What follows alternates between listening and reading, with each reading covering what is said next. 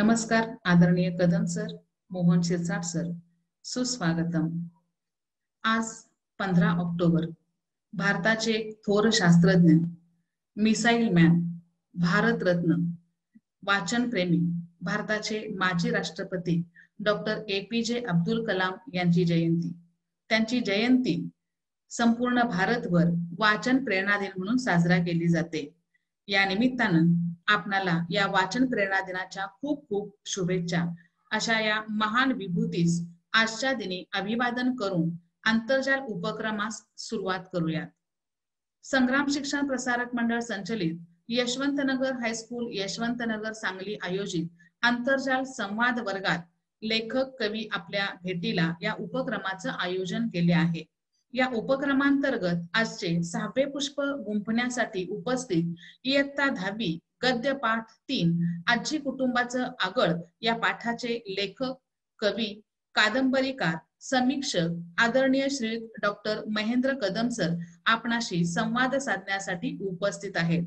तसेच आपल्या मराठी पाठ्यपुस्तक निर्मिती मंडळाचे सदस्य, कवी मनाचे राणी लक्ष्मीबाई कन्याशाळा वाशिम या प्रशालेमध्ये शिक्षक म्हणून कार्यरत असणारे डॉक्टर महेंद्र कदम सरांचे मित्र आदरणीय श्री मोहन शिरसाट सर या दोन्ही अतिथींचं मी सौ वैशाली अडमुठे प्रशालेच्या वतीने तसेच शाळेचे मुख्याध्यापक माननीय श्री कदम सर, माझे सर्व शिक्षक सहकारी आणि विद्यार्थ्यांच्या वतीने हार्दिक हार्दिक स्वागत करते। आजी कुटुंबाचं आगळ या पाठातून ग्रामीण संस्कृती, एकत्र कुटुंब पद्धती, नात्यांची घट्टवीण, कुटुंबातील सर्वांचा आधार असणारी आजी, मुलांचे मैदानी खेळ, रानमेवा या दुर्मिळ होत चाललेल्या, हरवत चाललेल्या गोष्टींचं अनुपम वर्णन आपणाला या पाठातून पाहायला मिळते। एक संस्कारक्षम आजच्या समाज व्यवस्थेला दीपस्तंभासारखा दिशा दाखवणारा हा पाठ। या पाठाचे लेखक डॉक्टर कदम सर यांचा परिचय आपण पाहू। मी आदरणीय श्री मोहन शिरसाट सरांना विनंती करते की त्यांनी आजच्या या लेखकांचा परिचय करून द्यावा। आदरणीय मोहन शिरसाट सर। सर्वप्रथम नमस्कार। आणि आमचे मित्र, कवी, कादंबरीकार, समीक्षक, कथाकार सन्माननीय महेंद्र कदम यांचं मनपूर्वक हार्दिक स्वागत। आणि मला स्वतःला मी धन्य समजतो की कादंबरीकार, कवी, कथाकार महेंद्र कदम यांचा परिचय करून देण्याची संधी आलमुठे मॅडम यांनी मला दिली। खरं तर एखाद्याचा परिचय करून देण्याची संधी देणे म्हणजे त्या व्यक्तीच्या कार्य कर्तृत्वाचा धांडोळा आपल्याला घ्यावा लागतो। आणि कार्य कर्तृत्वाचा धांडोळा घेत असताना आपण पण स्वतःला तपासत असतो। म्हणजे त्या व्यक्तीचा व्यक्तित्व, त्याची कामाची पद्धत आणि एकूणच कार्यशैली याचा आपण आढावा घेत असतो, स्वतःला तपासत असतो आणि आपल्या इतर मित्रांनाही तपासत असतो। तर कादंबरीकार महेंद्र कदम यांचा परिचय जो आहे तो अतिशय काय म्हणू त्याला की कर्तृत्ववान युवा लेखक आणि आजच्या नव्या पिढीला, लिहिणाऱ्या नव्या पिढीला आदर्शवत अशा पद्धतीचा तो परिचय आहे। विद्यार्थ्यांच्या समक्ष तो परिचय फक्त नेमकेपणाने मला व्यक्त करणं गरजेचं आहे। आणि त्यातूनच कादंबरीकार, कवी महेंद्र कदमांचं व्यक्तित्व आपल्याला दिसून येईल। खरं तर त्यांची जी भाषा शैली किंवा एकूणच अनुभवाची जी भाषा आहे किंवा अनुभवाचे जे बोल आहेत तोच त्यांचा परिचय आहे असं मला वाटते। पण थोडक्यात परिचय करून देणं म्हणजे की महेंद्र कदम मुळात कवी आहेत आणि त्यांना महाराष्ट्र शासनाचा दादोबा पांडुरंग भाषाशास्त्र पुरस्कार कवितेची शैली या समीक्षा ग्रंथाला मिळालेला आहे। त्याचबरोबर नामांकित, संपूर्ण भारतभर नामांकित भैरव पुरस्कार हा सुद्धा त्यांना मिळालेला आहे। त्याच्यानंतर राजर्षी शाहू महाराज पुरस्कार बार्शीचा, आदर्श शिक्षक पुरस्कार आणि भिग रोहमारे पुरस्कार कोपरगावचा, मुक्ताई पुरस्कार जालना, मनोरमा पुरस्कार सोलापूर आणि अण्णाभाऊ साठे कोल्हापूर, ह्या सगळे पुरस्कार जे आहेत, माणूस पुरस्कारांनी मोठा असं समाजाची मान्यता आहे. परंतु मला असं वाटते की वाचकाच्या मनामध्ये घर करणारे महेंद्र कदम हा सगळ्यात मोठा पुरस्कार आहे.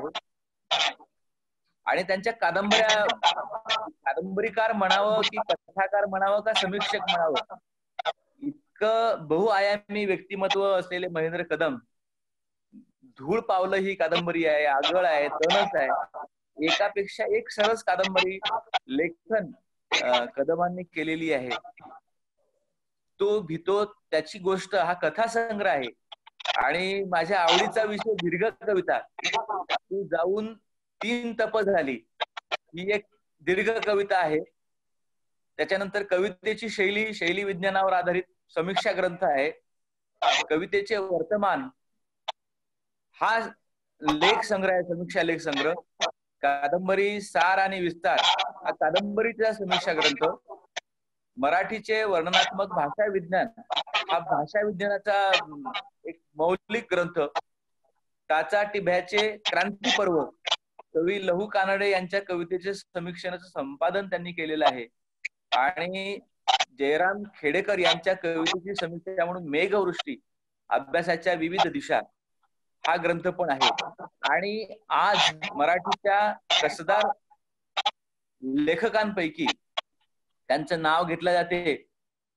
मी आणखीन काय परिचय देऊ, परिचयामध्ये वेळ घातल्यापेक्षा मला असं वाटते लेखकाशी संवाद, महेंद्र कदमांशी संवाद साधणं, त्यांच्या विचार, त्यांचा अनुभव आणि त्यांनी केलेलं कार्य जे आहे ते आपल्या संवादातूनच आपल्याला कळेल. आणि मी पण आतुर आहे त्यांच्या ह्या नव्या पद्धतीचं कथन ऐकण्यासाठी, कारण हा संवाद विद्यार्थी आणि लेखकाचा आहे, विद्यार्थी आणि शिक्षकाचा आहे. तो संवाद मला पण ऐकायचा आहे. मी जास्त वेळ घेत नाही, माझी जागा बाजूला करतो आणि महेंद्र कदमांनी यानंतर त्यांचं सत्र सुरू करावं. सूत्रसंचालक वैशाली आडमुठे मॅडम की ज्या संयोजक आहेत त्यांच्यासाठी मी मार्ग मोकळा करतो आणि शुभेच्छा देतो भावी लेखनासाठी महेंद्र कदमांना. आणि या त्यांच्या संवादातून विद्यार्थी पण अधिक लिहायला लागतील, विचार करायला लागतील, सर्जनाकडे बघण्याची दृष्टी त्यांना येईल, एवढ्या शुभेच्छा देतो. आणि सांगलीकरांनी मला हाक दिली माझ्या मित्राचा परिचय करून देण्याची, त्याच्याबद्दल मी आभार मानतो. धन्यवाद. धन्यवाद सर. यानंतर मी आदरणीय कदम सरांना विनंती करते की त्यांनी आजी कुटुंबाचं आगळ या पाठाबद्दल व्यक्त व्हावं.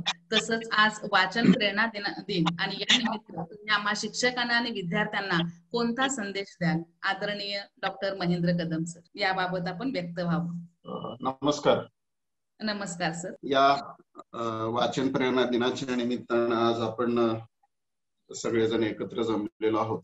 डॉक्टर APJ अब्दुल कलाम आणि त्यांनी जो आपल्या देशासाठी एक मोठा आदर्श घालून दिला त्याची आठवण या निमित्तानं होणं मला फार महत्वाचं वाटतं. डॉक्टर APJ अब्दुल कलाम हे शिक्षक होते आणि राष्ट्रपती झाले, ही गोष्ट जितकी महत्वाची आहे त्याही पेक्षा त्यांच्या आयुष्यातली एक आठवण मुद्दा मी आपणासमोर शेअर करतो.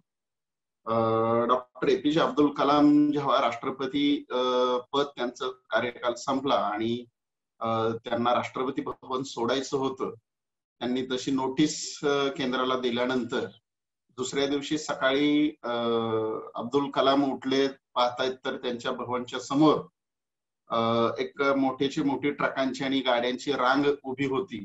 ती रांग का उभी आहे हे त्यांना कळालं नाही, म्हणून त्यांनी त्यांच्या काही मंडळींना बोलवलं आणि विचारलं की इतकी वाहनं कशासाठी आलेले. तेव्हा त्यांनी सांगितलं की साहेब आपण आज राष्ट्रपती भवन सोडणार आहात, खाली करणार आहात आणि मग आपलं सगळं साहित्य घेऊन जाण्यासाठी म्हणून वाहनांची व्यवस्था केलेली आहे. तेव्हा APJ अब्दुल कलाम यांनी असं सांगितलं की बाबा रे, माझ्याकडे साहित्य काहीच नाही, माझ्या स्वतःच्या फक्त 2 बॅग आहेत, त्या बॅग घेऊन मी निघणार आहे, मला एकाही वाहनाची गरज नाही. आणि मग त्यांनी त्या 2 बॅगा भरल्या, निघाले आणि ते थेट एका हैदराबाद युनिव्हर्सिटीमध्ये एका ठिकाणी प्राध्यापक म्हणून पुन्हा रुजू झाले. म्हणजे देशाचा राष्ट्रपती असणारा, मिसाईल मॅन असणारा, 2020 साली भारताच्या महासत्तेचं स्वप्न पाहणारा हा माणूस इतका साधा होता आणि राष्ट्रपती पद संपल्यानंतर पुन्हा एकदा शिक्षक म्हणूनच काम करण्याचं उत्तरदायित्व स्वीकारणारा एक राष्ट्रपती, एक शिक्षक, एक संशोधक आपल्याला लाभणं आणि त्यांच्या नावानं वाचन प्रेरणा दिन साजरा करणं ही मला वाटतं भारताच्या आणि आपल्या एकूणच संस्कृतीच्या दृष्टीने अत्यंत महत्वाची घटना आहे. मित्रांनो, वाचन प्रेरणा दिन याचा अर्थ काय? तर वाचन प्रेरणा दिन म्हणजे तुमच्या मनामध्ये, तुमच्या मेंदूमध्ये वाचनाच्या अनुषंगाने काही गोष्टी प्रेरित करणं, निर्माण करणं. परंतु आपण केवळ तेवढ्या एका दिवसापुरतोसाठीच वाचनाची प्रेरणा घेणं आणि मग नंतर ते सगळं सोडून देणं असं करून आपल्याला चालणार नाही. आपल्याला आता ह्या सगळ्या सोशल माध्यमांच्या, सगळ्या ऑनलाईनच्या जमान्यामध्ये आपण जगतो आहोत. आपण काही क्षणामध्ये जगभरातल्या कोणत्याही माणसाशी आपण संवाद साधू लागलेलो आहोत. म्हणजे एकीकडं आपल्याला संवादाची साधनं खूप वेगाने उपलब्ध झाली.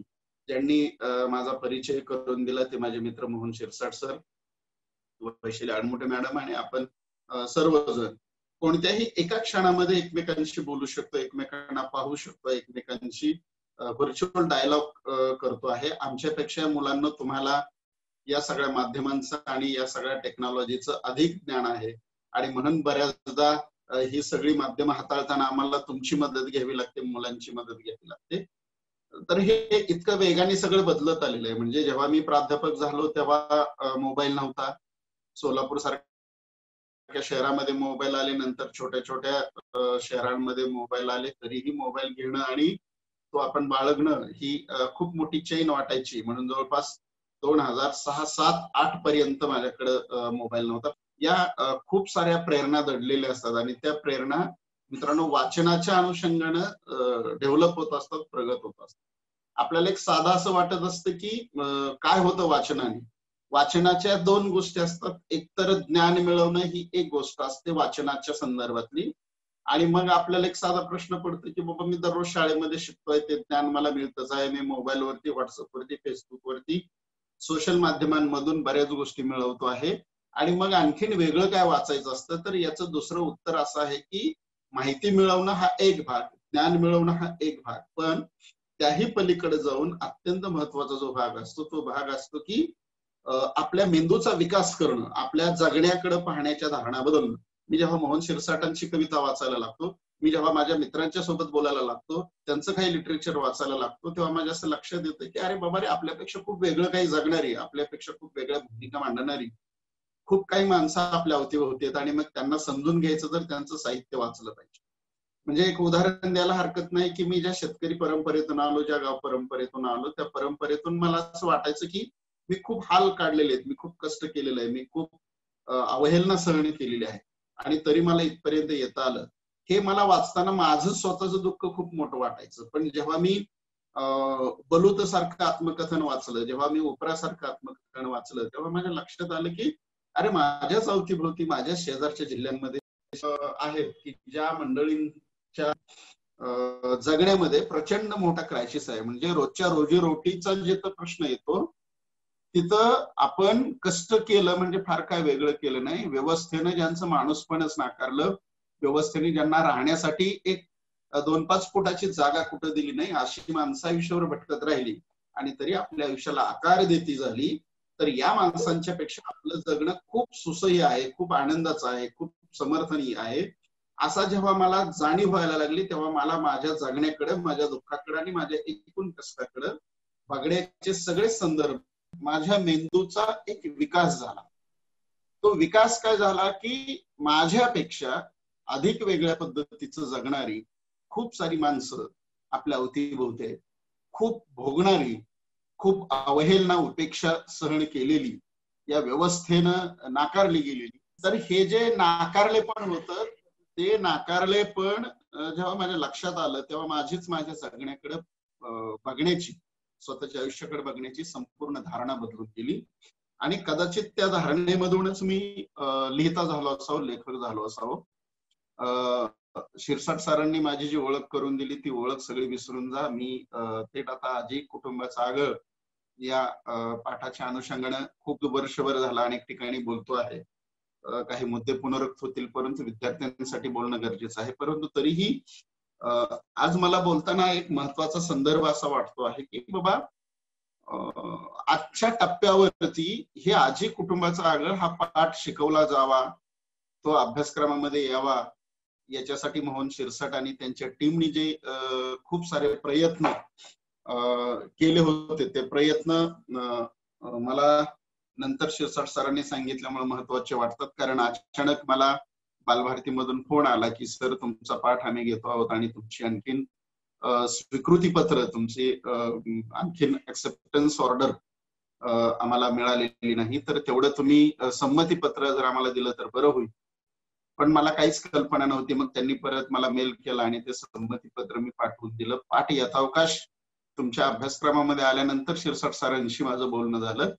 कारण या बऱ्याचशा गोष्टी गोपनीय असतात, त्या जाहीर करायच्या नसतात, कोणी कुणाला सांगायचं नसतं. कारण तो एक गोपनीयतेचा किंवा शासकीय काम प्रणालीचा, प्रशासकीय प्रणालीचा भाग असतो.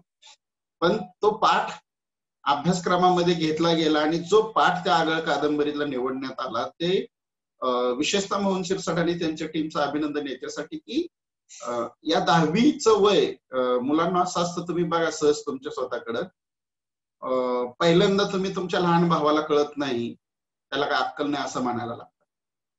नंतर तुमच्या घरात मुली असतील, तुमच्यापेक्षा ती मोठी असेल तरी पण मुलगा म्हणून तुम्हाला एक तुमच्या कुटुंब व्यवस्थेने अधिकार दिलेला असतो, एक मोकळेपणा दिलेला असतो. आणि त्या मोकळेपणाच्या टप्प्यावरती तुम्ही असं म्हणायला लागतं की दिदीला काय अक्कल नाही. आणि मग तुमच्या लहान भावाला पहिल्यांदा अक्कल नसते, परत दिदीला अक्कल नसते, किंवा अधिक मोठ्या प्रमाणात कधीतरी मोठ्या भावाला पण दादाला अक्कल नसते असं आपण म्हणायला लागतो. आणि घरात स्त्रीला कोणी फार किंमत देत नसल्यामुळं आपल्या आईचं जे सातत्यानं मूल्यमापन केलं जात असतं घरात, तर ते ऐकून एक दिवशी आपण म्हणत असतं आई तुला पण काही कळत नाही, माझं वेगळं तुझं वेगळं. आणि मग आईची अक्कल काढतो. आणि शेवटच्या टप्प्यावरती आपण 10वीला आल्यानंतर मित्र मित्र म्हणून शिक्षकांच्या अकला काढायला लागतो. अनेक मुला मुलींच्या ग्रुपमध्ये शिक्षकांना टोपण नावं असतात, शिक्षकांच्या वेगवेगळ्या ऍक्शन आपण करत असतो, त्यांच्या शिकवण्याच्या पद्धतींची आपण एक टिंगल करत असतो किंवा त्यांचा अभिनय करत असतो. आणि अगदी शेवटच्या टप्प्यावरती जेव्हा तुमचा बाप तुम्हाला काही गोष्टींना मूल्य व्यवस्थेसाठी विरोध करत असतो, तेव्हा तुम्ही बापाला पण अक्कल नाही असं म्हणून जगाच्या सगळ्या ज्ञानाचा मागचा आपल्याकडेच आहे, बाकी कुणालाच कळत नाही, अशा स्वरूपाचं जे वय असतं ते वय म्हणजे तुमचे आत्ताचं 10वीचं वय. या वयामध्ये तुम्हाला कुणीच सांगितलेलं पटत नसतं, मी म्हणजे सर्व सर्व, मलाच जे काही कळतं, या स्वरूपाची जी धारणा असते. अशा एका वयाच्या टप्प्यावरती हा आजी कुटुंबाचा आगळ हा जो पाठ निवडला गेलेला आहे तो मला वाटतं फार महत्वाचा वाटतो. त्याचे 2 कारण आहेत. एक तर आता ही एकत्र कुटुंब पद्धती राहिली नाही आणि मग हा अनुभव का घ्यायचा असा प्रश्न अनेकांना पडतो.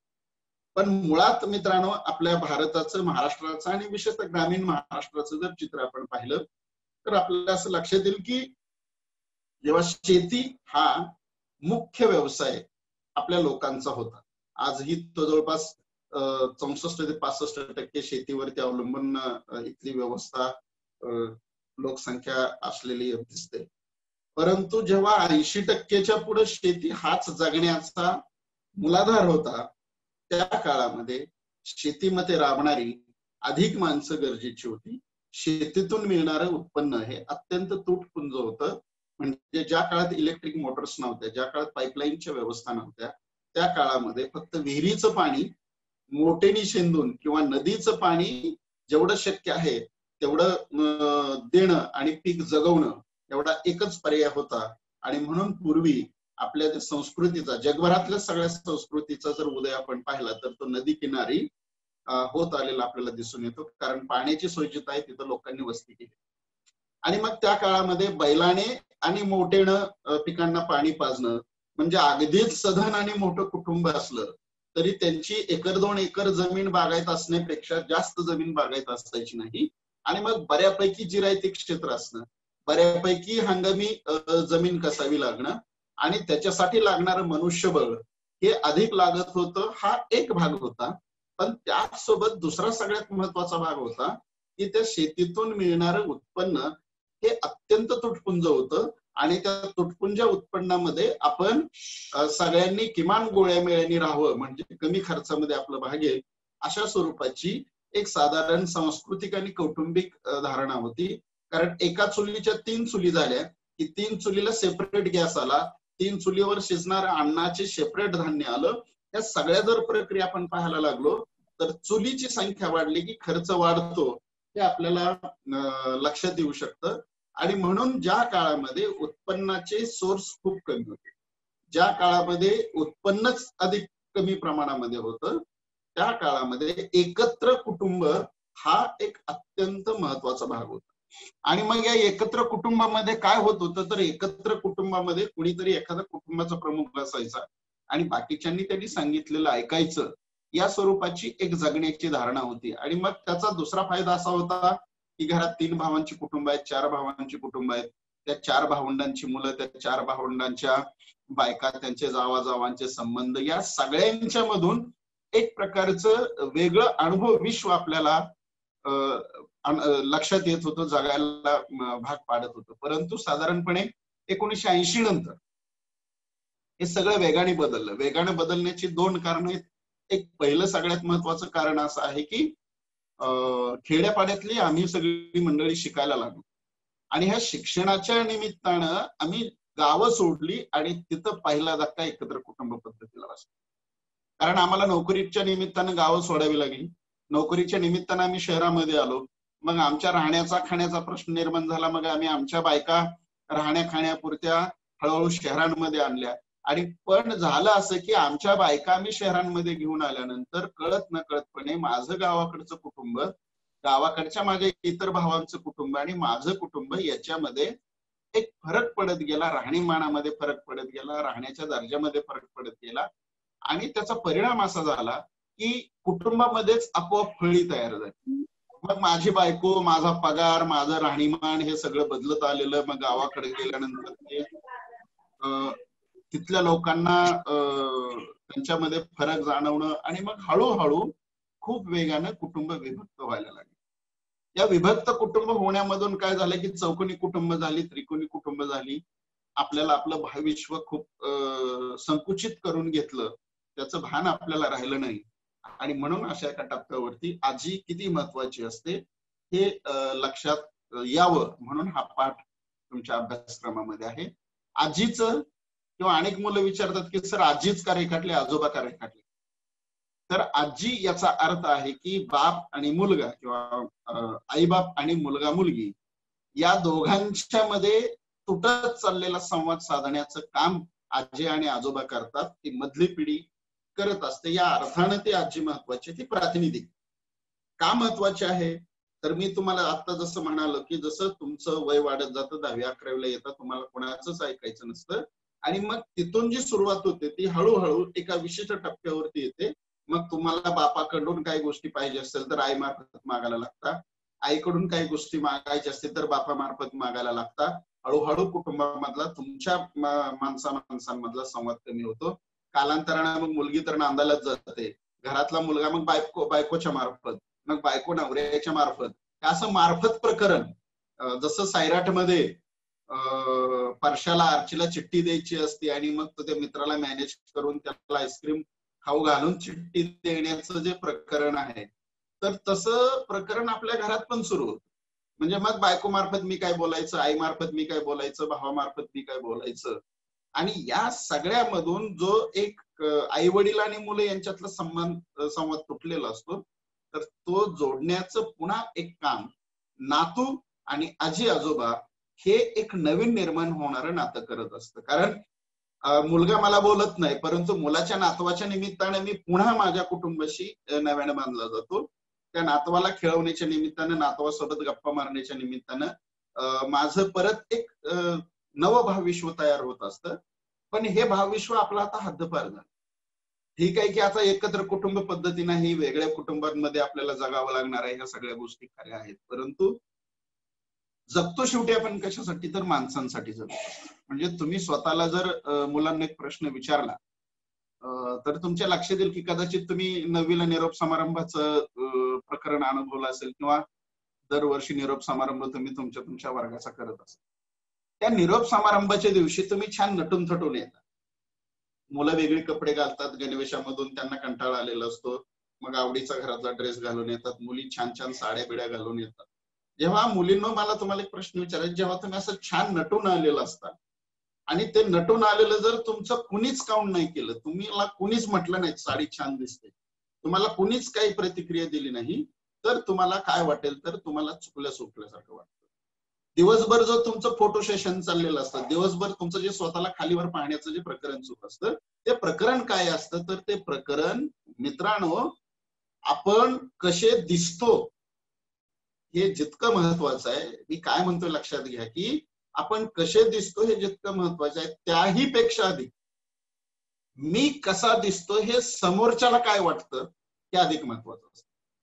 म्हणजे माझ्या अंगावरचा टी शर्ट, माझ्या अंगावरची जीन्स, माझ्या पायातला शूज, मी घातलेला माळेला केसांमधला गजरा, माझ्या अंगावरचा नवीन ड्रेस, माझ्या अंगावरची नवीन साडी, मी केलेला मेकअप कुणाला तरी, माझ्या मित्राला, मैत्रिणीला, कुणाला तरी भावतो आहे, आवडतो आहे.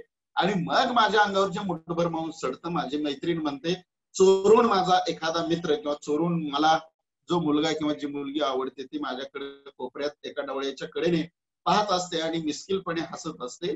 तेव्हा जे मला अशा अंगावरती मोरपिस फिरवल्यासारखा जो एक फील येत असतो, तो फील मला याच्यासाठी तुम्हाला सांगायचा आहे की जगणं तिथं आहे. कुठं जगणं आहे की मला कुणीतरी गृहीत धरत आहे, माझ्या मेकअपचा कुणाला तरी आकर्षण आहे, मी जी वेशभूषा केलेली आहे ती कुणाला तरी चांगली वाटते, शिक्षकांना चांगली वाटते, आडमोठे मॅडमना चांगली वाटते, आणखीन तुमच्या एखाद्या शिक्षकाला चांगली वाटते आहे. तर हे जे वाटणं आहे, हे वाटणं मित्रांनो तुमच्या अंगावरच्या ड्रेसच्या किमतीपेक्षा खूप मोठं वाटणं असतं. आणि हे वाटणार कोण आहे, तर हे वाटणारा माणूस आहे. लक्षात घ्या, तुम्हाला चांगलं म्हणणारा माणूस आहे. म्हणजे तुम्हाला चांगलं म्हणणारा, तुम्हाला भलं बुरं सांगणारा पैशांपेक्षा माणूस गरजेचा असतो. आणि त्या माणसालाच आपण टाकून द्यायला लागलेलो. म्हणजे मग मला आजी नको, मला आजोबा नको, का तर माझ्या आजीचं आणि माझ्या आईचं पटत नाही, मग माझ्या आईची ना आजीची भांडणं होतात, त्या दोघींना भांडणं करू दे ना, तुमचा काय संबंध आहे त्याच्यात? तुम्ही आजीशी मोकळेपणाने बोला. तुमच्या वडिलाचं आणि बापाचं किंवा आजोबाचं बिलकुल डायलॉग होत नाही. तुम्ही कधीतरी गावाकडे गेल्यानंतर बापाला बाजूला ठेवा आणि आजोबाला बोला ना तुम्ही. पण आपण काय करतो की आपल्याला एकीकडं मला चांगलं म्हणणारी माणसं हवी असतात आणि दुसरीकडं तुमचं कौतुक करणाऱ्याच घरातल्या माणसांना तुम्ही नाकारत असता. आणि म्हणून मित्रांनो, हे जे माणूस पण उभं करणं आहे, तर हा जो एक आजीशी पुन्हा जोडलं जाण्याचा जो एक भाग आहे, तो या पाठाच्या निमित्तानं मला फार महत्वाचा वाटतो. तो भाग का महत्वाचा आहे मुलांनो, तर आजी त्या कुटुंबाचं प्रमुखपद निभावताना दिसते आहे. आता हे आजीकडे प्रमुखपद कुटुंबाचं का आलं, तर त्याचं मुख्य कारण आहे की तिचा नवरा मेलेला असतो. म्हणजे नवऱ्याच्या मागं कुटुंब टिकवून ठेवण्याची जी एक मोठी जबाबदारी होती, एकत्र कुटुंब, तर ते आजीनं टिकवून ठेवलेलं आहे. आणि म्हणून मला सांगलीकडूनच किंवा त्याच परिसरातून गेल्या वर्षी काही मुलींनी प्रश्न विचारले होते की सर, आजी विधवा आहे आणि मग ती वेगवेगळ्या रंगाची लुगडी कशी काय घालते? लुगडी म्हणजे आमच्याकडं म्हणजे सांगलीवाल्यांना ते माहित असायचं हरकत नाही, चडचण नावाचं गाव आहे किंवा कर्नाटकामध्ये इलकल नावाचं एक शहर आहे. आणि त्या इलकल मध्ये जी साडी तयार होते त्या साडीला इलकल साडी असं एक सुती नऊवारी साडीला म्हटलं जातं. आणि ते इलकल लुगडं हे पश्चिम महाराष्ट्रामध्ये फार मिळत नाही, परंतु कर्नाटक आणि महाराष्ट्राच्या सीमा भागामध्ये ती साडी जास्त प्रमाणात मिळते. म्हणून या परिसरातल्या सीमा भाग आणि विशेषतः सोलापूरच्या काही भागापर्यंत आमच्या परिसरातल्या गावाकडच्या बायका, खेडूत बायका म्हणणार नाही मी, गावाकडच्या बायका या नऊवारी साड्या वापरायचे. त्याला इरकल असं इलकलचं इरकल झालेलं आहे. तर ते इरकल लुगडं वेगवेगळ्या रंगाचं का घालायचे, त्याचं मुख्य कारण आहे की नवरा जरी मेला असला आणि या व्यवस्थेनं मी विधवा झाले म्हणून मला पांढरीच साडी घालायला सांगितलेली असली तरी मुळात पांढरी साडी शेतकरी कुटुंबातल्या स्त्रीला उपलब्ध होत नाही, हे आपण लक्षात घ्या. पांढरी साडी ही ब्राह्मण कुटुंबामध्ये आणि त्या काही लोकांना शहरामध्ये ती उपलब्ध होत होती. आमच्याकडं लग्नाला जर स्त्रिया चालल्या तर बैलगाडीमध्ये प्रवास करावा लागायचा आणि मग बैलगाडीतल्या धुळीनं साड्या खराब होऊ नयेत म्हणून त्या साड्यांवरती बायका गाडीमध्ये बसताना पांढरं एक कापड पांघरून घ्यायचे, त्याला सेलकट असं म्हटलं जायचं. ते जर पांढरा तुकडा सोडला किंवा धोतर सोडलं तर पांढऱ्या रंगाच्या साड्या आणि विशेषतः इलकट टाईपच्या साड्या मिळणं शक्य नव्हतं. आणि म्हणून ती म्हातारी, ती आजी वेगवेगळ्या रंगाच्या साड्या जरी ती विधवा असली तरी वापरताना दिसते आहे. त्या पाठीमागे तिची एक खंबीरपणाची, तिची एक विद्रोहाची आणि या यातलं बायकोचं नातं, यातलं बहिणीचं नातं, यातलं भाऊजाईचं नातं, यातलं वेगवेगळी स्त्रियांची नाती आपण मायनस करतो आणि फक्त आपण आईला आणि आजीला महत्व देतो. पण ते जर महत्व त्या आईनं किंवा आजीनं समजून घेतलं तर कुटुंब कसं उभं राहू शकतं याचा एक नमुना म्हणून या आजी कुटुंबाच्या आगळे या पाठाकडे पाहता येतं. ती ज्या पद्धतीनं त्या पाठामध्ये वर्तन करते, तर हा जो आजीला उभं करण्याचं मुख्य कारण होतं, ते कारण या अर्थाने महत्वाचं होतं की घरामध्ये स्त्रीचं जे एक स्थान असलं पाहिजे आणि ते आपण देत नाही. तिला जर स्वातंत्र्य दिलं तर ते एकत्र कुटुंब सुद्धा कसं बांधून ठेवू शकते, हा एक मूल्य विवेक मला या पाठातून सांगायचा होता. लहान मुलांचं जे विश्व आलेलं आहे ते विश्व वेगवेगळ्या खेळांची, वेगवेगळ्या भाज्यांच्या वर्णनांनी मुक्तपणे बागडण्याच्या अनुषंगाने आलेलं आहे. तुम्ही जर बारकाईने पाहिलं तर त्यातले जे सगळे खेळ आहेत ते सगळे मैदानी आणि त्या परिसरात उपलब्ध असणाऱ्या साधनांशी संबंधित असणारे हे खेळ आहेत. म्हणजे या खेळांसाठी लागणारं स्वतंत्र साहित्य तुम्हाला फारसं गरजेचं नाही, तर तुमच्या परिसरामध्ये जे उपलब्ध आहेत त्या सगळ्या साहित्याच्या आधारेच ही मुलं खेळतायत. मग त्याच्यामध्ये गजगा असतील, त्याच्यामध्ये भिंगऱ्या असतील, त्याच्यामध्ये जिबले असतील, त्याच्यामध्ये गोट्या असतील, त्याच्यामध्ये वेगवेगळे खेळ असतील. तर हे सगळे खेळ तुमच्या अवतीभोवती उपलब्ध असणाऱ्या वस्तूंचा वापर करून, म्हणजे खापराचा तुकडा फुटलेल्या मातीच्या भांड्याचा गोळा करायचा, त्याला गोलाकार द्यायचा, त्याच्या भिंगऱ्या करायच्या किंवा त्याच्या जिबल्या करायच्या आणि त्याने खेळायचं. तुमच्या नदीच्या आणि ओढ्याच्या कडेला जी गजग्याची झाडं असतात, त्या झाडांचे गजगे सागर गोट्यासारखे असणारे ते गोळा करायचे आणि त्याने खेळायचं. दगडी नदीतून गोल दगडी गोटे आणायचे, त्याला अधिक चांगलं घडवून त्याला टोमॅटो एवढ्या गोटीचा किंवा त्याच्यापेक्षा थोड्या लहान गोटीचा आकार द्यायचा आणि त्या गोट्यांनी मग पुरी चढाव मांडायचा, त्या गोट्यांनी वेगवेगळे खेळ खेळायचे. किंवा तुमच्या घरामध्ये असणाऱ्या फाटक्या कपड्यांचा असा घट्ट कापडाचा चिंदकाचा बॉल करायचा आणि त्याच्या आधारे चुळचुळ मुंगळासारखा खेळ खेळायचा. किंवा बाबळीची शेंग घ्यायची, तरवडाची शेंग घ्यायची, बाबळीचा काटा घ्यायचा, ती वाळलेली शेंग बाबळीच्या काट्यामध्ये ओवायची, त्याला पुढे एक आणि मागे एक शेळीची लेंडी वाळलेली लावायची आणि त्याची भिंगरी करायची. हे जे सगळे खेळ होते हे खेळ एका अर्थानं त्या परिसरात उपलब्ध असणाऱ्या साधनांच्या आधारे खेळता येणारे होते, नंबर 1. आणि नंबर 2 सगळ्यात महत्वाचा भाग की त्यानिमित्तानं आपण पर्यावरणाकडे जावं, पर्यावरणाचं एक वेगळं भान आपल्याला यावं, हे पर्यावरण आपल्यासोबत जगलं पाहिजे याची एक दृष्टी मुलांना प्राप्त व्हावी, हाही त्या सगळ्या खेळांच्या मधला भाग आहे. आणि दुसरा महत्वाचा भाग मित्रांनो असा आहे की या सगळ्या याच्यामध्ये जे उल्लेख आलेले आहेत खेळांचे, तर ते मैदानी आणि बैठे खेळ याच्यासाठी मी नोंदवलेले आहेत की अलीकडे तुम्ही क्रिकेट आणि मोबाईल गेम सोडले तर फारसं काही खेळत नाही. अशा एका काळामध्ये जगत असताना तुम्हाला किमान जुन्या खेळांचा परिचय व्हावा की ज्या खेळांमध्ये प्रचंड कॉन्सन्ट्रेशन, फिजिकली आणि मेंटली दोन्ही पातळ्यांवरचं कॉन्सन्ट्रेशन, ज्याला अलीकडच्या मेडिकल शास्त्रामध्ये हिप्नोटिझम म्हटलं जातं, हिप्नोटाईज करणं म्हटलं जातं, मेंदूच्या एकाग्रतेसाठी अशा काही गोष्टींवरचे प्रयोग केले जाताना दिसत आहेत. तर ते हिप्नोटाईज प्रकरण तुम्हाला या अनेक खेळांच्या मध्ये पाहावयास मिळतं. म्हणजे जिबली सारख्या खेळामध्ये डोक्यावरती एक जिबली ठेवणं, पालत्या मनगटावरती एक जिबली ठेवणं आणि पायाच्या तळव्यावरती जिबली ठेवून लंगडी घालत एक 8 घरं फिरणं, एका वेळी ते तिन्ही जिबल्या हातावरून, डोक्यावरून आणि पायावरून पडली नाही पाहिजे, हे जे तिन्ही ठिकाणी कॉन्सन्ट्रेशन करणं आहे याच्यातून एक एकाग्रता आकाराला येत होती, याच्यातून एक वेगळं शारीरिक कौशल्याने मेंदूचा विकास होत होता. आणि म्हणून त्या काळातले खेळ हे शारीरिक आणि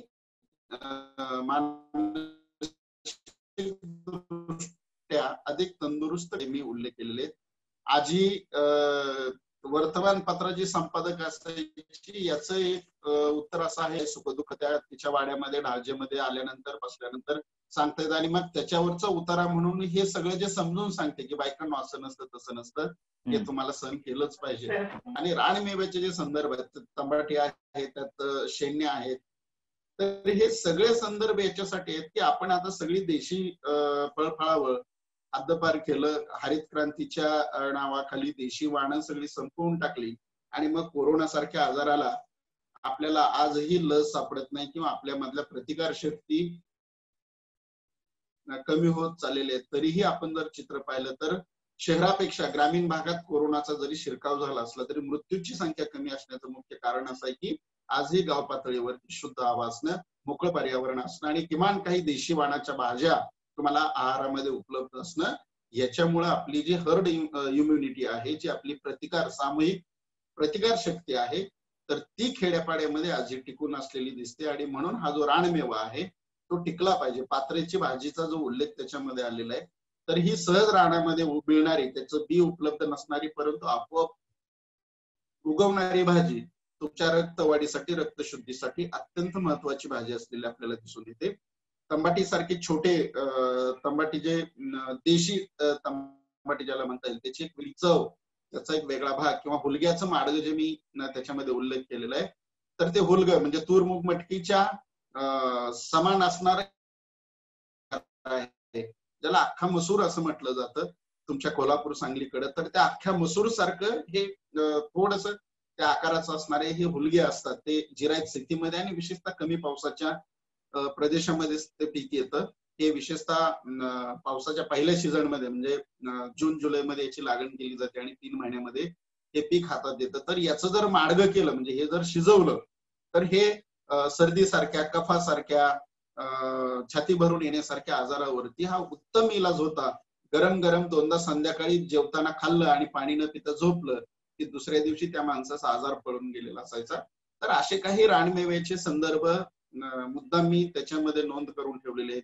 कदाचित ही कादंबरी आणखीन 50 वर्ष जर अस्तित्वात राहिली, धड्याच्या निमित्ताने जर लोकांच्या पर्यंत हे गेलं, तर ते हुलगं काय आहे ते किमान त्याचे जुनं बियाणं कोणीतरी जपून ठेवेल आणि मग आपल्या परंपरेमध्ये हे एक अत्यंत महत्वाचं आरोग्यदायक धान्य होतं, कडधान्य होतं, याची नोंद किमान इतिहासामध्ये होईल.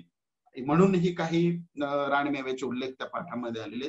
शेवटचा जो महत्वाचा भाग आहे की या पाठामधली भाषा, ही भाषा सोलापूर आणि परिसर या परिसरामध्ये बोलल्या जाणाऱ्या भाषेतले काही संदर्भ हे मुद्दाम आलेले नसतात मित्रांनो.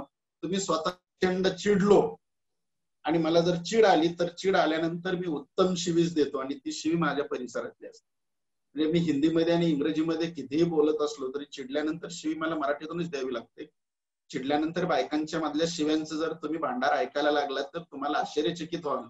इतक्या शिव्यांचा खजिना आपल्याकडे असलेला दिसतो. तुमच्यात सांगलीच्या आदरणीय लोकसाहित्याच्या आणि लोकसंस्कृतीच्या अभ्यासक तारा भवाळकर मॅडम, त्यांना तुम्ही विचारा शिव्यांचं महत्व किती असतं आणि विशेषतः स्त्रियांमध्ये शिव्या अधिक आहेत म्हणून त्यांच्या डोक्यांवरचे केस टिकून राहिलेले आहेत. कारण शिवीच्या निमित्तानं 50% राग आपण व्यक्त करून थंड झालेला असतो, शांत झालेला असतो. जर शिवी नसती तर खून पडले असते. एक प्रश्न आता येतो की मग समजा सोलापूरला थोडं सांगली जवळ आहे परंतु तरी त्यातले अनेक काही शब्द कळत नाहीत. कोकणामध्ये आणखीन अनेक मुलांचे प्रश्न किंवा या पाठातले शब्द आम्हाला कळत नाहीत ना कळणार, हे प्रादेशिक शब्द आहेत. पण जसं आपण हिंदी इंग्रजी शिकलो, 5वी पासून आपण शिकत आलो, BOY बॉय म्हणजे मुलगा, GIRL गर्ल म्हणजे मुलगी, आणि मग हे आम्हाला आमचं मास्तर इतकं सातत्यानं पाठ करायला लावायचं आणि मग दररोज 10 शब्द पाठ करून शाळेत जावं लागायचं. यातली परत वाईट गोष्ट अशी होती की मुली शक्यतो कानाखाली गालाखाली मुस्कडीत द्यायची. हे जे घडत होतं याच्यामध्ये प्रचंड इन्सल्ट वाटायचं. आणि मग ते जे शिकवणं होतं, मग आम्ही के आदम, कदम म्हणजे के आदम, गोधडीचं स्पेलिंग काय, GO धडी वाय, म्हणजे अशा ज्या गमती जमती केल्या, तर त्या गमती जमतीमध्ये सुद्धा आम्ही इंग्लिश शिकलो ना. तर त्याही अंगाने आपण भाषेकडे पाहावं. भाषा ही त्या परिसराचं एक संचित असते. कोल्हापूरला गेला की काय रांडेच्या चलबे, म्हणजे तुम्ही कोल्हापूरला गेला की रांडेच्या शब्दप्रयोग ऐकाल. आमच्याकडे सोलापुरात गेला तर काय बे, बस बे, उठ बे असं ऐकाल. आणि खेड्याकडे आला तर काय लका, चल लका हे ऐकायला. हे सहजपणे बोलले जाणारे शब्द आहेत आणि तितकी त्या परिसराची ओळख असते. तुम्ही पुन्हा तिकडे परिसरांकडे नगरकडे गेलात तर काय भाऊ म्हटलं जाईल. आणखीन मोहन शिरसाट सरांच्या तिकडे गेला तर तिकडची भाषा वेगळी राहील. आणि या सगळ्या खूप विविधतेने नटलेल्या एका भाषेचं, मराठी भाषेचं हे सौंदर्य आहे आणि ते आपण जपलं पाहिजे. किमान लेखनाच्या निमित्ताने ते मुलांच्या पर्यंत पोहोचलं पाहिजे. हा त्या भाषेमागला एक महत्वाचा भाग आहे. पुन्हा शेवटचं उदाहरण देतो आणि थांबतो. मेकअप करताना आपण वेगवेगळे पदार्थ, वेगवेगळ्या वस्तू, वेगवेगळे काही क्रीम असेल, काही पावडर असेल किंवा काही लिपस्टिक असतील, तर या सगळ्यांचं मिश्रण करून आपण आपला चेहरा, आपण आपली वेशभूषा फुलवत असतो. अगदी त्या पद्धतीनं वेगवेगळ्या प्रदेशातल्या भाषांनी मिळून आपली मराठी समृद्ध होत असते. म्हणजे हागणदारी हा शब्द एकेकाळी खूप म्हणजे उच्चारला पण जात नव्हता. अशा काळामध्ये आर पाटील आपल्या सांगलीचे, तुमचे मोठं नेतृत्व, त्यांनी जेव्हा ग्राम स्वच्छता अभियान राबवायला ते मंत्री झाल्यानंतर पहिल्यांदा सुरू केलं आणि त्या ग्राम स्वच्छता अभियानाच्या निमित्ताने हागणदारी मुक्त अभियान हा शब्दप्रयोग जेव्हा त्यांनी त्यांच्या सचिवांच्या सहकार्याने वापरायला सुरुवात केली आणि जो शब्द आम्ही उच्चारत सुद्धा नव्हतो तो शब्द सगळ्या लेखनामध्ये आला, सगळीकडे वापरलं जाऊ लागला. हागणदारी मुक्त अभियान हे महाराष्ट्रातलं एक आदर्श अभियान ठरलं. म्हणजे सांगायचा भाग असा की एखादा शब्द जो वापरला जात नाही तो वापरात आला की त्याला चांगला दर्जा प्राप्त होतो, त्याच्या अर्थाच्या शक्यता वाढत जातात आणि म्हणून आपण आपल्या भाषेचा सन्मान केला पाहिजे. हाही त्याच्यामधला एक महत्वाचा भाग त्या पाठाच्या निमित्तानं आपण समजून घ्यायला हवा. आपण मला ऐकून घेतलं त्याबद्दल मी आपणा सर्वांचं मनपूर्वक आभार मानतो आणि थांबतो. तुम्हाला काही प्रश्न असतील, काही शंका असतील किंवा काही चर्चा करायची असेल तर आपण करायला हरकत. धन्यवाद सर. आज डॉक्टर APJ अब्दुल कलाम यांची जयंती. स्वतः ते एक लेखक होते आणि आजच्या या दिनी आपण आमच्या विद्यार्थ्यांना खरंच खूप छान मार्गदर्शन केलं. मग त्याच्यामध्ये अब्दुल कलामांचं कार्यकर्तृत्व असेल, वाचनाचं महत्व असेल, कुटुंबातील आजीचं महत्व, गावाकडचे खेळ असतील, आपली भाषा असेल, शिवाय रानमेवा असेल, याबाबत अगदी दिलखुलासपणे मोकळेपणानं आम्हा विद्यार्थ्यांशी सुसंवाद साधला. आजच्या ह्या दिवसाचा एक दुग्ध शर्करा योग म्हणजेच आपण स्वतः तर लेखक आहातच, पण मोहन शिरसाट सर हे सुद्धा एक कवी मनाचे आहेत आणि एका कवींनी दुसऱ्या कवींचा परिचय करून दिला. आज खरं तर एक त्रिवेणी संगम आजच्या ह्या दिनी झाला. खरोखरच धन्यवाद सर. मी फक्त एकच आपल्याला प्रश्न विचारते की आजीनं जी हिरवी साडी नेसलेली आहे त्याबद्दल, आणि शिवाय जेव्हा मुलं गोठ्यात जायची धार काढण्यासाठी तेव्हा आजी गोठ्यात जायची नाही, पण सुना जर स्वयंपाक करून मुलांना जर वाढायचे असतील तर तेव्हा मात्र आजी स्वयंपाकघरात जायची. या संदर्भात आपलं मत व्यक्त करावं. आजी हिरवं लुगडं घालायची याचं कारण मी मागाशी सांगितलं की पांढरी इरकल साडी उपलब्ध होत नव्हती, हा एक भाग होता. आणि दुसरा महत्वाचा भाग की हे पुरुषांनी माझ्यावर लादलेलं हे जे बंधन आहे ते मी झुगारून देणार, हा एक तिच्या जगण्यातला भाग होता. म्हणजे आता मला 2 मुलं झालेले आहेत, माझं वय 48च्या पुढे गेलेलं आहे, मी कुटुंब प्रमुख आहे, तरी परंतु माझ्याकडे कुठलीही लग्नाची खूण नाही. जसं तुम्हाला मंगळसूत्र घालावं लागतं, जोडवी घालावी लागतात, आणखीन काय करावं लागतं, तर तशी या पुरुष व्यवस्थेनं माझ्याकडे लग्नासाठीची कोणतीच खूण ठेवलेली नाही. आणि मग ज्या पुरुष व्यवस्थेनं मला सातत्यानं बांधून ठेवलंय तो मेल्यावर तरी कशासाठी हे मी बांधून घ्या, हा एक तिच्या डोक्यामध्ये भिनून राहिलेला भाग होता तिनं. म्हणून त्याच्यामुळे तिनं रंगांचा याचा कुठलाही विचार केला नाही. आणि विधवा स्त्रीनं हिरवं लुगडं घालू नये हे कोण सांगतं? सांगणारी संस्कृती कुणाची आहे? तरी पुरुषांची संस्कृती आहे. तिनं कपाळी कुंकू का लावायचं नाही लाल, तर ती विधवा हे कळलं पाहिजे. पण माझा प्रश्न आहे की का कळली पाहिजे? समजा माझीच आई मी 5वीच असताना वारली, म्हणजे साधारणपणे 1983 साली माझ्या आईचं निधन झालं. माझ्या बापाने दुसरं लग्न केलं नाही, परंतु माझा बाप विधूर आहे याची कोणती खूण माझ्या बापाला या संस्थेनं दिलेली नाही, कुटुंब संस्थेनं. आणि मग ती खूण आईलाच का, ती खूण स्त्रीलाच का? आणि म्हणून ते सांस्कृतिक संचित नाकारणं हा एक तिच्या हिरव्या लुगडं वापरण्या पाठीमागचा भाग आहे. नंबर 2 महत्वाचा भाग की धार काढायला कोण जातंय तर त्या आजीची मुलं जात आहेत, म्हणजे ह्या मुलांचे चुलते किंवा वडील जात आहेत. काय असतं कुटुंबामध्ये छोट्या छोट्या गोष्टींच्या मध्ये दोन दुसरं करणं हा पुरुषांमध्ये भाग कमी असतो. असं एक माझं निरीक्षण आहे. कदाचित मॅडम तुम्हाला ते आवडणार नाही, परंतु हे एक कौटुंबिक वास्तव आहे. पण याला दुसरं जोडून येणारं वास्तव काय आहे की कदाचित त्या आजीला भीती असते की माझ्या घरात नांदाला आलेल्या ज्या माझ्या सुना आहेत त्या 4 घरच्या सुना आहेत.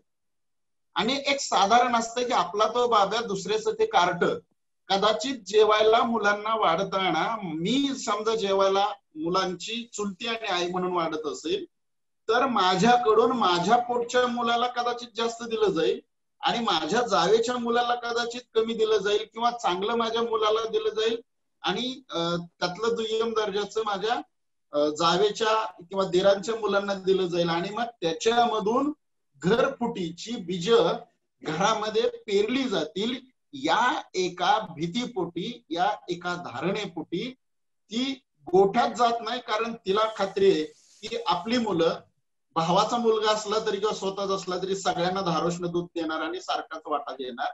परंतु ह्या 4 मुलींमध्ये जर असं झालं तर घर फुटायला वेळ लागणार नाही आणि म्हणून ती स्वतः सगळ्या मुलांना जेवायला वाढते आहे. त्याचं कारण आहे की सगळ्यांना समान जेवायला देता यावं आणि घर एकत्र राहावं. हा त्या पाठीमागचा मुख्य भाग आहे. फक्त एक ज्या पाठामध्ये जी आजी रेखाटलेली आहे त्याबद्दल थोडस सरांनी विवेचन करावं. म्हणजे आपलीच आजी आहे का आणखीन का ते काल्पनिक व्यक्तिरेखा आहे? एकतर मुळात ही कादंबरी आहे आणि कादंबरी असल्यामुळे या कादंबरीच्या निमित्तानं आजी मी काल्पनिक उभी केलेली आहे. पण आजीचा जो स्वभाव आहे, आजीचं जे घरातलं वर्तन आहे ते वर्तन म्हणजे माझ्या पणजीचं वर्तन आहे. म्हणजे मला माझी आईची पण आजी आजोबा माहित नाहीत आणि वडिलांचे पण आजी आजोबा माहित नाहीत, परंतु माझी पणजी जिवंत होती आणि आमच्या वडिलांचा आणि चुलत्यांचा सगळा संसार माझ्या पणजीनं पुढे आणलेला होता. तर ती पणजी मात्र मला चांगली आठवते. पणजी माझ्याच आईला आणि चुलत्यांना कधी चहा पिऊ द्यायची नाही. एकदा मला चांगलं आठवतं की तिनं, माझ्या आईनं चहा आवडायचा म्हणून खूप घट्ट दुधाचा चहा केला होता. माझी पणजी कुठेतरी बाहेर गेली होती आणि नेमकं ती टपकली तर तिनं तो घट्ट दुधाचा सगळ्याचा सगळा चहा उचलून मोरीमध्ये वतून दिला होता. कारण चहा पिणं, तुम्ही दूध खा पण चहा पिऊ नका. कदाचित ते इंग्रजी पेय असल्यामुळे तिच्या डोक्यामध्ये काहीतरी बसलं असावं. तर ती पणजी, तिचा जो कणखरपणा होता कुटुंब उभं करण्यातला, तर तो स्वभावाचा कणखरपणा मी आजीमध्ये टाकला आणि तिचं जे दिसणं आहे ते दिसणं माझ्या आईचं आणि माझ्या 2 मावशांचं आणि माझ्या मोठ्या बहिणीचं, त्या तिघींचं मिश्रण करून तिला ते मी उभं केलेलं आहे. तर अशा या 4-5 माझ्याच कुटुंबाशी संबंधित असणाऱ्या स्त्रियांच्या मधून हे काल्पनिक आजीचं पात्र मी उभं केले. धन्यवाद सर. यानंतर विद्यार्थ्यांच्या काही शंका असतील किंवा प्रतिक्रिया. तन्वी मोरे. सर, तुम्ही या आजी कुटुंबाचा आगळ या पाठामध्ये तुम्ही गावाचं चित्रण खूप छान पद्धतीने म्हणजे साकार केलंय. मला तुम्हाला असं विचारायचंय की तुमच्या गावाकडे असं होत होतं का? म्हणजे तुम्ही या तुमच्या गावाकडच्या अनुभवलेल्या गोष्टी आम्हाला सांगशील? गावाकडे आज सुद्धा खूप चांगलं चित्र तुम्हाला अनुभवायला मिळतं. जे मी जे अनुभवलं तर ते खर तर माझ्या परिस्थितीमुळे त्यातले काय अनुभव मला घेता आले नाहीत, परंतु जो एक समानतेचा संदर्भ आहे, जो एकत्र खेळण्याचा संदर्भ आहे, म्हणजे तुला सांगायला हरकत नाही की तुम्ही ज्या हॉटेलला पार्ट्या करता, म्हणजे आमच्या लहानपणी हॉटेल नावाचं प्रकरण नव्हतंच. अगदी खूप उशिरा हॉटेल नावाचं प्रकरण अगदी 90च्या पुढे आलेलं आहे.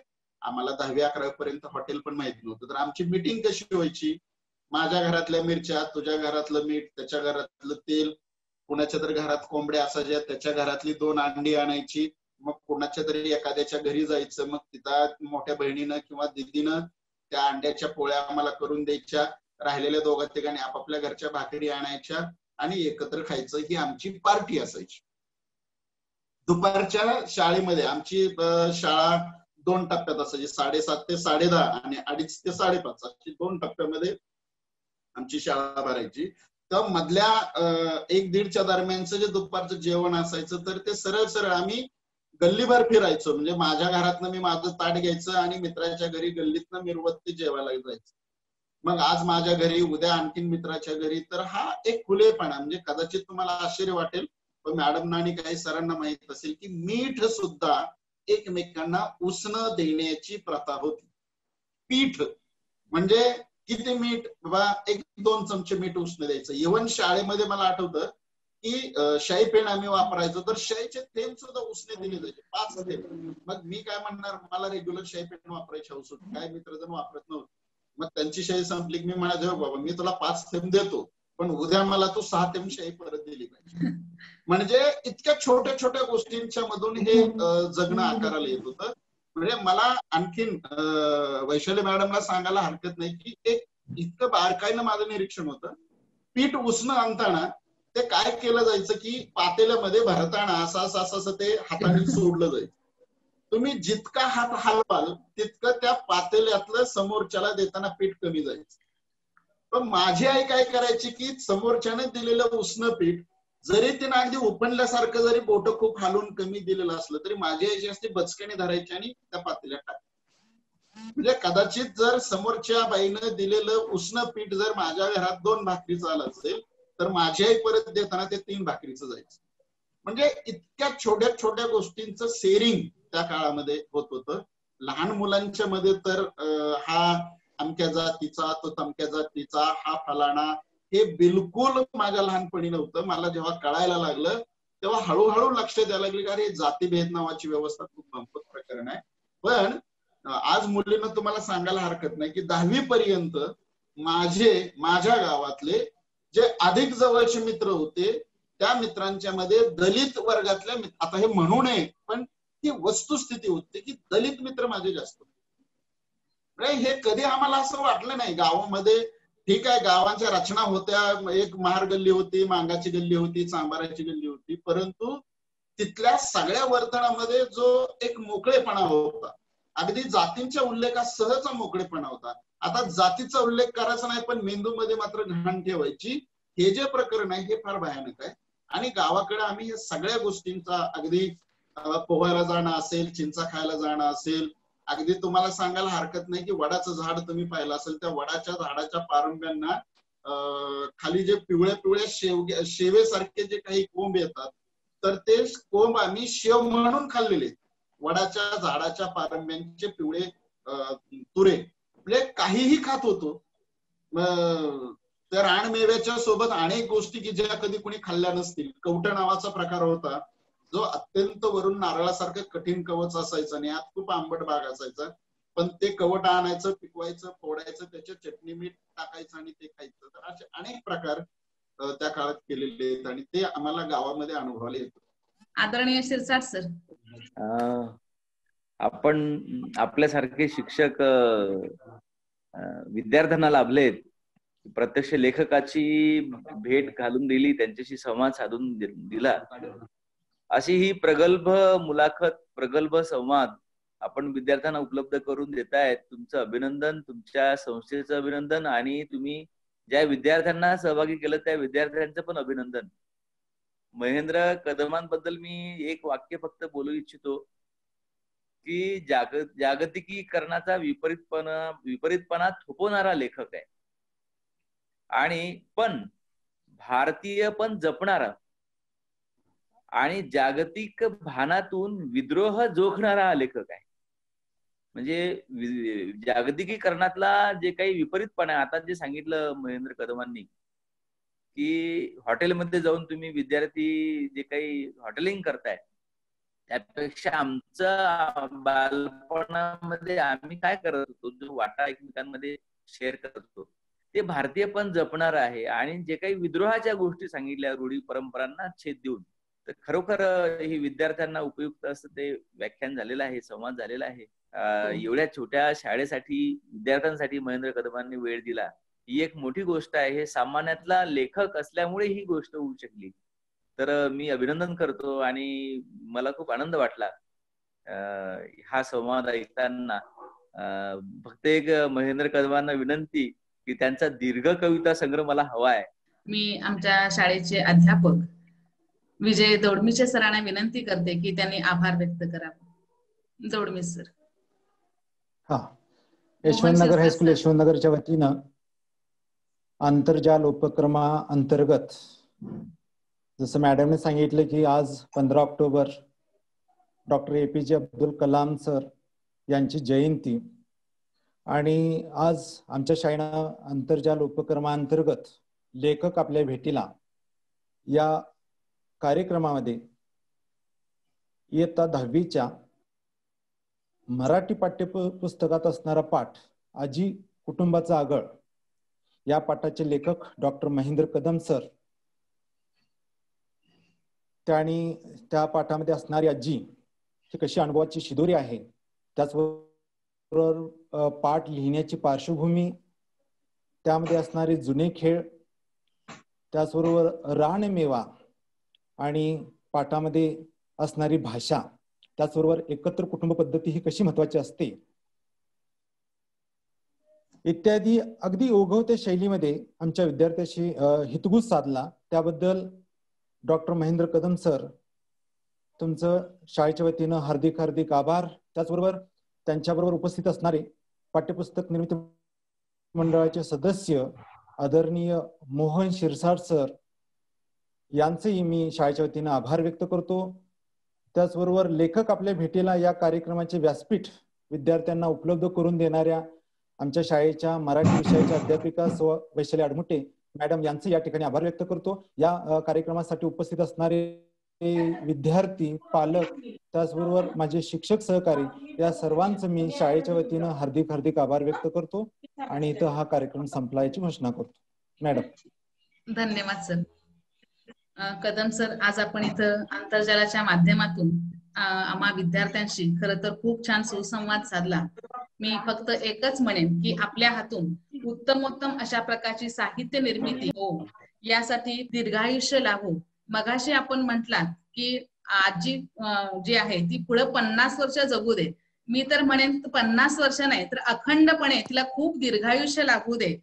त्यासाठी मी आमच्या या प्रशालेच्या वतीनं आपल्याला मी खूप खूप शुभेच्छा देते. धन्यवाद सर. त्याचबरोबर मोहन शिरसाट सर यांनी आजचा हा कार्यक्रम यशस्वी करण्यासाठी त्यांचं सुद्धा अनमोल असं सहकार्य लाभलं. त्यामुळे मोहन शिरसाट सरांचं सुद्धा मी आभार मानते. धन्यवाद सर. पुनश्च एकदा आभार.